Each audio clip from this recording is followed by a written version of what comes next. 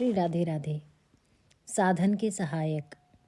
विघ्नों को साहस के साथ हटाते हुए खूब दृढ़ता से साधन में लगे रहना चाहिए। अभ्यास जब दीर्घ काल तक निरंतर आदर के साथ किया जाता है तो वह दृढ़ हो जाता है। इसमें 3 बातें बतलाई गई हैं। अभ्यास दीर्घ काल तक रहना चाहिए, निरंतर रहना चाहिए और सत्कार बुद्धि से करना चाहिए। दीर्घकाल साधन। अल्प साधन से यथार्थ वस्तु की प्राप्ति नहीं होती। जब तक अभीष्ट प्राप्ति न हो तब तक साधन करते ही रहना चाहिए। प्राप्ति हो जाने के बाद भी साधन छोड़ने की आवश्यकता नहीं। पहले साधन किया जाता है साध्य वस्तु की प्राप्ति के लिए और सिद्ध हो जाने पर वही साधन स्वाभाविक हो जाता है। जिससे अभीष्ट वस्तु मिलती है उसे कृतज्ञता के कारण भी छोड़ने को जी नहीं चाहता। जो लोग थोड़े से साधन से ही बहुत बड़ा फल चाहते हैं, ऐसे जी चुराने वाले लोगों को प्राय परमार्थ की प्राप्ति नहीं होती। इस मार्ग में तो नित नया उत्साह और नित नई उमंग चाहिए।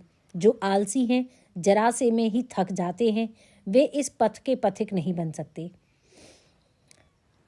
यथार्थ साधक तो बुद्धदेव की भांति अटल भाव से कहता है कि इस आसन पर मेरा शरीर सूख जाए, मांस चमड़ी हड्डी नाश हो जाए, परंतु बहुकल्प दुर्लभ बोध प्राप्त किए बिना इस आसन से कभी नहीं डिगूंगा।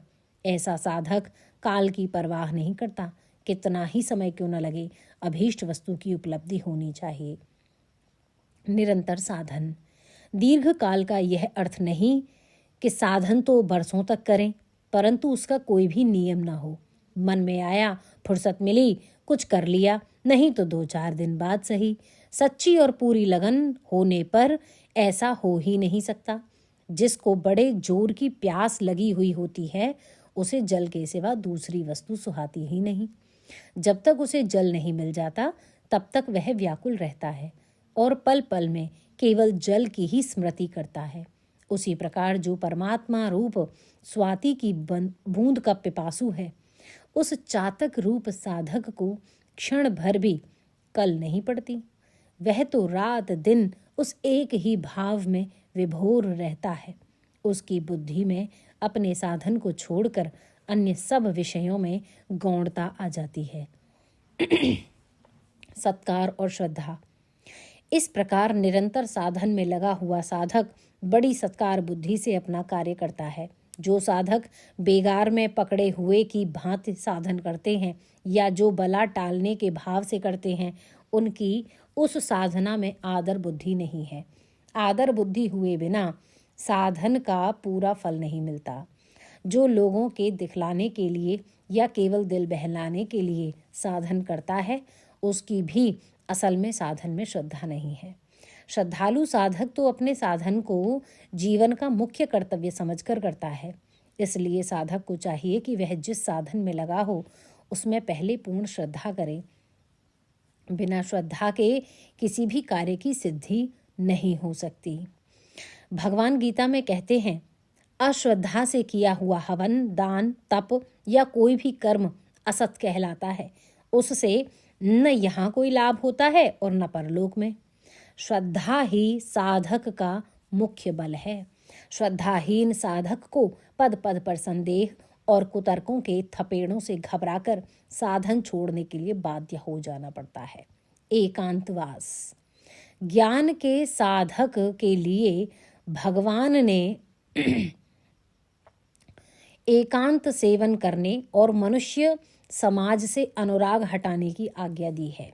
साधन को परिपक्व बनाने के लिए एकांत सेवन की अत्यंत आवश्यकता भी है, परंतु जब तक साधन में पूरी लगन न हो तब तक सारा कामकाज छोड़कर अपने ऊपर कोई जिम्मेदारी न रखकर दीर्घ काल तक एकांत सेवन करना अधिकांश साधकों के लिए प्राय हानिकारक होता है। इसलिए नए साधक को चाहिए कि वह परमात्मा का ध्यान या प्रार्थना करने के लिए पहले 24 घंटे के दिन रातों में से 1 घंटा एकांत सेवन करे।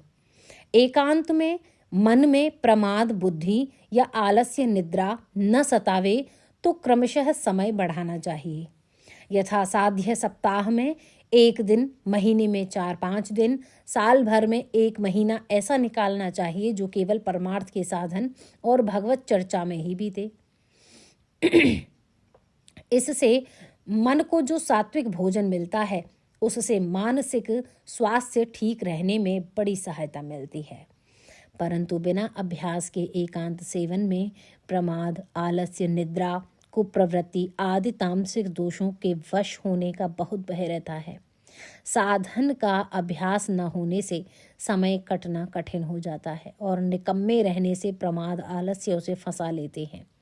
आजकल बहुत से साधु सन्यासियों में गांजा, भांग आदि पीने, व्यर्थ गप्पे मारने, इधर उधर की बातें करने की जो प्रवृत्ति होती जाती है, उसका प्रधान कारण यही है कि उनके पास समय बहुत है पर काम नहीं है। इसी से कुसंगति में पड़कर वे लोग नाना प्रकार के बुरे व्यसनों के वश हो जाते हैं। अमीरों के लड़के ज़्यादा इसीलिए बिगड़ते हैं कि उनके पास समय बहुत रहता है परंतु काम नहीं रहता। समय बिताने के लिए उन्हें व्यर्थ के काम करने पड़ते हैं। नहीं तो क्या मनुष्य जीवन का अमूल्य समय ताश, चौपड़, शतरंज खेलने, व्यर्थ की गप्पे उड़ाने, तीतर बटेर लड़ाने पर चर्चा करने, दिन भर सोने, प्रमाद करने और पापों के बटोरने के लिए थोड़े ही मिला है। अतएव साधक को चाहिए कि एकांत सेवन की आवश्यकता को समझकर उसे ईश्वर चिंतन के अभ्यास के लिए बढ़ाते हुए किसी न किसी जिम्मेवारी के कार्य में अपने को अवश्य लगाए रखे। वह काम परोपकार का हो या घर का हो, ईश्वरार्पित बुद्धि से आसक्ति छोड़कर किए जाने वाले सभी सत्कार्य ईश्वर भजन में शामिल हैं। काम में लगे रहने से मन को व्यर्थ चिंतन या प्रमाद के लिए समय ही नहीं मिलेगा। अवश्य ही काम करते समय भी ईश्वर चिंतन को छोड़ना नहीं चाहिए, बल्कि ईश्वर चिंतन करते हुए ही काम करना चाहिए। इसी से भगवान ने अर्जुन से कहा है, सब समय मुझे स्मरण करता रह और फिर युद्ध भी कर। अपनी जिम्मेवारी के कर्तव्य कर्म को जानबूझकर छोड़े नहीं, पर उसे करें भगवत चिंतन करते हुए। पहले भगवत चिंतन, पीछे कर्तव्य कर्म। इस प्रकार भगवान में मन लगाकर भगवदर्थ कर्म करने वाले का उद्धार भगवान बहुत ही शीघ्र कर देते हैं।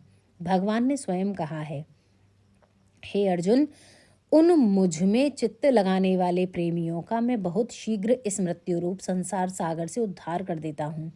वास्तव में सच्चा एकांत सेवन तो मन का एकांत रूप से परमात्मा में लग जाना है। इस आंतरिक एकांत सेवन की प्राप्ति के लिए ही बाह्य एकांत सेवन का अभ्यास किया जाता है। साधु व्यवहार। साधक को व्यवहार में सदा सर्वदा साधुता रखनी चाहिए। सब प्रकार दुख कष्टों को शांतिपूर्वक सहना, क्रोध का बदला क्षमा से देना, वैर के बदले प्रेम करना, शाप के बदले वरदान देना, बुरा करने वालों के साथ भलाई करना, अपने को सबसे छोटा समझना, अपने में किसी बात में भी बड़प्पन का अभिमान न करना, किसी का दोष न देखना, किसी से घृणा न करना, किसी के दोषों की समालोचना न करना, पर स्त्री मात्र को भगवान या माता का रूप समझना, आहार विहार में संयम रखना, बहुत कम बोलना, अनावश्यक ना बोलना, सदा सत्य और मीठे वचन बोलना, यथा साध्य सबकी यथा योग्य सेवा करने के लिए तैयार रहना, परंतु अपने में सेवकपन का अभिमान न रखना, अपने द्वारा की हुई सेवा को परोपकार न समझकर उसे अवश्य कर्तव्य समझना, अपनी सेवा में त्रुटियों का देखना और उन्हें दूर करने के लिए सचेष्ट रहना, सेवा के लिए किसी पर एहसान न करना, सेवा का कुछ भी बदला न चाहना, दीनता का व्यवहार करना, सबसे नम्र व्यवहार करना, माता पिता गुरु आदि अपने से बड़े लोगों को सेवा से संतुष्ट रखना, सेवा से संतुष्ट रखना, प्रतिष्ठा मान की इच्छा का विष के समान त्याग करना, जहाँ प्रतिष्ठा या मान मिलने की संभावना हो वहाँ से दूर रहना, अपनी बड़ाई सुनने का अवसर ही न आने देना, दीनों पर दया रखना और उनकी सेवा के लिए बड़े से बड़े त्याग के लिए अपने को तैयार करना, यथासंभव किसी पंचायती के प्रपंच में न पढ़ना, सभा समितियों से भरसक अलग रहना, परमार्थ में अनुपयोगी साहित्य को न पढ़ना, विवाह और उत्सव आदि भीड़ भाड़ के और अधिक जनसमुदाय के अंदर यथासाध्य कम सम्मिलित होना, किसी भी दूसरे धर्म की कभी निंदा न करना, छल छोड़कर सबसे सरल व्यवहार करना और दंभाचरण से बचने की सदा चेष्टा रखना आदि साधु व्यवहार हैं। इनमें जो जितनी उन्नति करेगा वह उतना ही परमार्थ के साधन में अग्रसर हो सकेगा। साधक को इस बात का सदा ध्यान रखना चाहिए कि उसके जीवन की गति किस ओर जा रही है। यदि दैवीय संपत्ति की ओर है तो समझना चाहिए कि उसकी उन्नति हो रही है, और यदि आसुरी संपत्ति की ओर है तो अवनति हो रही है। यही कसौटी है। भक्ति या ज्ञान कथन मात्र का नाम नहीं है, यह निश्चय रखना चाहिए। भक्ति या ज्ञान के मार्ग पर जो आगे बढ़ रहे हैं उनमें दैवीय संपत्ति के गुणों का विकास होना अनिवार्य है। पापों से सावधानी। साधक को अंततः पापों से सदा ही सावधान रहना चाहिए। पाप बुद्धि जब मन में आती है तब छोटी सी तरंग के समान आती है, परंतु यदि उसे आश्रय मिल जाता है तो वही बहुत जल्द समुद्र के समान बनकर मनुष्य को डुबो देती है। इसलिए तनिक से भी पाप की कभी उपेक्षा नहीं करनी चाहिए, चाहे वह शारीरिक हो या मानसिक। सांप का या सशस्त्र डाकू का घर में रहना उतना घातक नहीं है जितना तनिक सी पाप बुद्धि का मन में रहना है। कुछ लोग कह दिया करते हैं कि पाप करना तो मनुष्य का स्वभाव है या उसके प्रारब्ध में ही पाप का योग है, परंतु यह बात सर्वथा असत्य है। न तो पाप करना मनुष्य का स्वभाव है और न पाप का विधान प्रारब्ध में ही है। यह तो पाप करने वालों की युक्तियां हैं जो पाप में रत रहते हुए भी स्वभाव या प्रारब्ध पर दोष मढ़कर स्वयं निर्दोष बनना चाहते हैं। असल में यह दुर्बल हृदय की कल्पना मात्र है।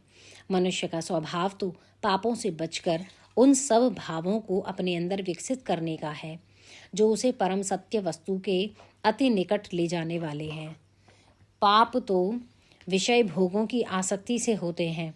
इस आसक्ति का त्याग किए बिना मनुष्य कदापि सत्य वस्तु की पहचान नहीं कर सकता। विषयासक्ति तो पशु धर्म है। मनुष्यों ने अज्ञान से इसे अपना स्वभाव मानकर अपने को परमार्थ से बहुत दूर हटा रखा है। इसी से हमें बारंबार दुखों का शिकार बनना पड़ता है। अतएव हृदय में से खोज खोज कर बुरी वासनाओं को निकाल देना चाहिए। जरा से भी पाप को आश्रय देना अपने आप को सदा के लिए दुख रूप नरक में डालने की तैयारी करना है। मनुष्य में भगवान की दी हुई ऐसी शक्ति है कि वह चाहे तो पाप के परमाणु मात्र से बचा रह सकता है। इसीलिए भगवान ने आदेश किया है कि हे मनुष्य तू